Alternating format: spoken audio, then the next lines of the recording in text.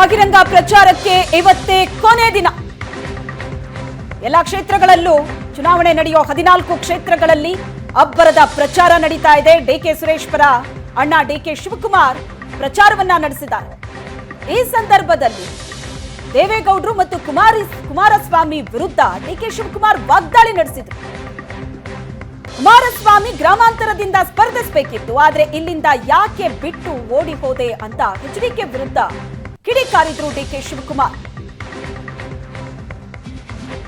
ಗ್ರಾಮಾಂತರದ ಲೋಕಸಭಾ ಚುನಾವಣೆ ಕಣ ರಂಗೇರ್ತಾ ಇರುವಂಥದ್ದು. ಇವತ್ತು ಕಾಂಗ್ರೆಸ್ ಅಭ್ಯರ್ಥಿ ಡಿಕೆ ಸುರೇಶ್ ಪರವಾಗಿ ಡಿಕೆ ಶಿವಕುಮಾರ್ ಕೂಡ ಮತಯಾಚನೆ ಮಾಡ್ತಾ ಇರುವಂಥದ್ದು.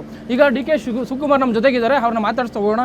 ಸರ್, ಇವತ್ತು ರಾಮನಗರ ವಿಧಾನಸಭಾ ಕ್ಷೇತ್ರದಲ್ಲಿ ಮತ ಪ್ರಚಾರ ಮಾಡ್ತಾ ಇದ್ದೀರಾ, ಹೇಗಿದೆ ಸರ್? ನೋಡ್ರಿ, ನಿಮ್ಮ ಕ್ಯಾಮ್ರಾ ಸಾಕ್ಷಿ, ನಿಮ್ಮ ಕಣ್ಣುಗಳು ಸಾಕ್ಷಿ. ಇದಕ್ಕೆ ನಾನೇನು ಹೇಳಬೇಕಾಗಿಲ್ಲ. ಈಗ ನಮ್ಮ ಸೋಮಶೇಖರ್ ನಮ್ಮ ಜೊತೆ ಇದ್ದಾರೆ, ನಮ್ಮ ಬಿ ಸೋಮಶೇಖರ್. ಅವ್ರು ಹೇಳ್ತಾಯಿದ್ರು,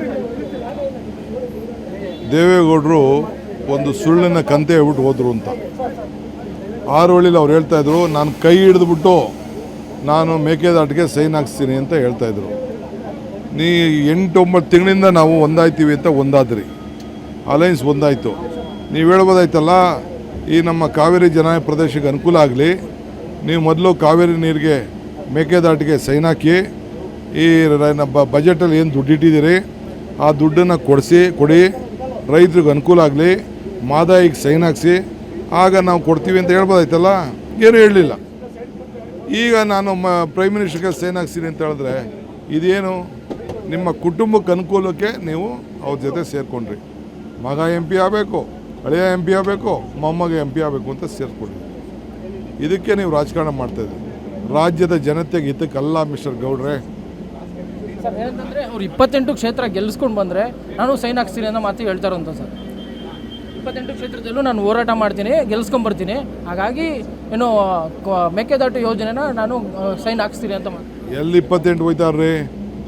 ಮಗ ಮೊಮ್ಮಗ ಅಳಿಯ 3 ಬಿಟ್ಟರೆ ಇನ್ನೆಲ್ಲೂ ಹೋಯ್ತಲ್ಲ ಅವರು. ಸರ್, ಈಗ ಆಲ್ರೆಡಿ ಕ್ಷೇತ್ರ ತುಂಬ ಪ್ರಚಾರ ಮಾಡಿದ್ದೀರಾ. ನಿನ್ನೆನೂ ಕೂಡ ರಾಮನಗರ ವಿಧಾನಸಭಾ ಕ್ಷೇತ್ರದಲ್ಲಿ ಪ್ರಚಾರ ಮಾಡಿದ್ದೀರಾ, ಇವತ್ತು ಕೂಡ ಪ್ರಚಾರ ಮಾಡ್ತಿದ್ದೀರಾ. ಈ ಪ್ರಚಾರದಿಂದ ಹೆಂಗೆ ಗೊತ್ತಾಗ್ತದೆ ಸರ್, ಹೇಗಿದೆ ಸರ್ ಹವಾ? ನೀವು ನಿಮ್ಮ ಕ್ಯಾಮ್ರಾ ಏನೋ ಸಾಕ್ಷಿ ನೋಡಿದ್ರಲ್ಲ, 25ರಿಂದ 30 ಸಾವಿರ ಅಂತರದಲ್ಲಿ ಬರೀ ರಾಮನಗರ ವಿಧಾನಸಭಾ ಕ್ಷೇತ್ರದಲ್ಲೇ ಲೀಡ್ ಆಯ್ತದೆ. ಸರ್, ಏನಂತಂದರೆ ಈಗ ಆಲ್ರೆಡಿ 3 ಬಾರಿ ಡಿಕೆ ಸುರೇಶ್ ಗೆದ್ದಿದ್ದಾರೆ. ಏನಂತಂದರೆ ಈಗ ಇದು ವಿರೋಧ ಪಕ್ಷ ಆರೋಪ ಮಾಡ್ತಾ ಇರೋದು ಏನಂತಂದರೆ ಡಿಕೆ ಸುರೇಶ್ ಗೆದ್ದರೆ ಬರೀ MP ಆಗಿರ್ತಾರೆ, ಆದರೆ ಮಂಜುನಾಥ್ ಗೆದ್ದರೆ ಅವರು ಮಿನಿಸ್ಟರ್ ಆಗ್ತಾರೆ, ಹಾಗಾಗಿ ಮಂಜುನಾಥ್ಗೆ ಮತ ಕೊಡಿ ಅನ್ನೋ ಮಾತುಗಳನ್ನ ಕೇಳ್ತಾವ್ರು ಸರ್. ಇದ್ರ ಬಗ್ಗೆ ಏನು ಹೇಳ್ತೀವಿ? ಅವ್ರ ಪಾರ್ಟಿನೇ ಬರೋದಿಲ್ಲ, ಮಂಜುನಾಥ್ ಗೆಲ್ಲೋದೇ ಇಲ್ಲ. ನೀವ್ಯಾಕೆ ತಲೆ ಕೆಡಿಸ್ಕೊಳ್ತೀರಿ? ಇದೇ ಹಿಂದೆ ಅನಿತಾ ಕುಮಾರಸ್ವಾಮಿನ ಹಿಂಗೆ ನಿಲ್ಲಿಸ್ಬಿಟ್ಟು ಇದೇ ರೀತಿ ಹೇಳ್ತಾಯಿದ್ರು. ಅನಿತಾ ಕುಮಾರಸ್ವಾಮಿನ 2 ಪಾರ್ಟಿಯವರು ಸೇರಿಸಿ ಒಟ್ಟಿಗೆ ನಿಲ್ಲಿಸಿದ್ರು, BJP ದಳ. ಆಗೂ ಗೆಲ್ಲಿಲ್ಲ, ಈಗೂ ಗೆಲ್ಲೋದಿಲ್ಲ. ಏನು ಮಾಡೋರೆ ಅಂತ ಜನ ಓಟ್ ಹಾಕ್ಬೇಕು ಬೇಡಪ್ಪ? ಪ್ರೈಮ್ ಮಿನಿಸ್ಟರ್ ಮಾಡಾಯಿತು, ಮುಖ್ಯಮಂತ್ರಿ ಮಾಡಾಯಿತು, ಅಪ್ಪನ ಮಾಡಾಯಿತು, ಮಗನ ಮಾಡಾಯಿತು, ಸೊಸೆನ MP MLA ಮಾಡಾಯಿತು. 3 ಸತಿ ಇಬ್ಬರು MP ಆದ್ರಿ, ಏನು ಮಾಡಲಿಲ್ಲ. ಬರೀ ಪುಟ್ಟಿ ಬೇವಿನ ಸೊಪ್ಪು, ಖಾಲಿ ಡಬ್ಬ. ಚಂಬು ಕೊಟ್ಟವ್ರೆ ನಮ್ಮ ರಾಮನಗರ ಜನತೆಗೆ. ಯಾಕೆ ಓಟ್ ಹಾಕ್ಬಿಡ್ತಾರೆ? ನಿಂತ್ಕೋಬೇಕಾಯ್ತು ನೀವೇ. ಮಿಸ್ಟರ್ ಕುಮಾರಸ್ವಾಮಿ, ನೀನೇ ಬಂದು ಕಂಟೆಸ್ಟ್ ಮಾಡಬೇಕಾಯ್ತು. ಯಾಕೆ ಬಿಟ್ಬಿಟ್ಟು ಓಡೋದೆ ನೀನು ಇಲ್ಲಿಂದ? ರಾಜ್ಯದಲ್ಲಿ ಎಷ್ಟು ಕ್ಷೇತ್ರಗಳನ್ನ ಗೆಲ್ತೀರಾ ಸರ್ ಈ ಬಾರಿ?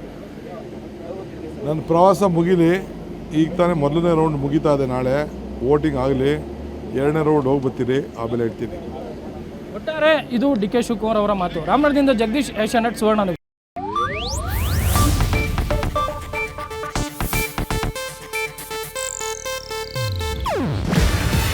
ಇದು ಏಷ್ಯಾನೆಟ್ ನ್ಯೂಸ್ ನೆಟ್ವರ್ಕ್ ಪ್ರಸ್ತುತಿ.